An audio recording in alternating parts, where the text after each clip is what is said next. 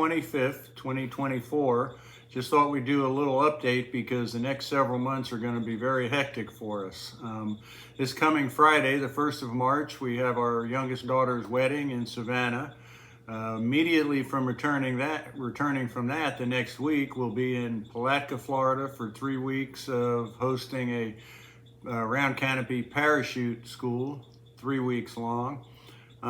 When we get back from that, about 4 days later, Vicky has a total knee replacement scheduled, and she'll cover more of that. After the knee replacement, she gets a little bit of a break, about a month. Then we head off to France for the 80th anniversary of D-Day. We'll be partaking in several jumps over there. Well, I will. Vicky probably won't be ready to jump. And then when we get back from France, get a little bit of time off and hopefully a bike trip sometime later in the fall or end of summer. I'm going to let Vicky talk for a minute or two about some of the new gear. We'll go out and look at Shirley, the bike, and she'll explain a little bit about the new gear on her.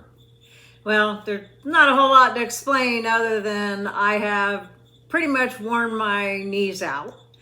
And so I'm getting a total knee replacement in my right knee. It's not real comfortable right now, and hopefully once I get the new knee, I'll be back to be able to bike long distance. I'm going to wait to do the other knee till after the bike trip because it's not as bad right now, but hopefully it'll give me a new lease on life and I can get right to it.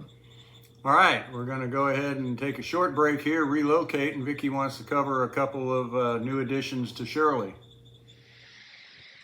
If you followed any of our previous videos, you may remember that I was all excited about getting a new seat. It was the Brooks B17, and well, it just didn't go that well. I thought it would be a great saddle because they're very popular, but for me it didn't work. So I sold the B17 and replaced it with the Terry Liberator X Gel, which is specifically a woman's seat. And I knew from the very first ride that this was a huge improvement and would be a great seat. And I've put quite a few miles on it now, and it definitely works for me.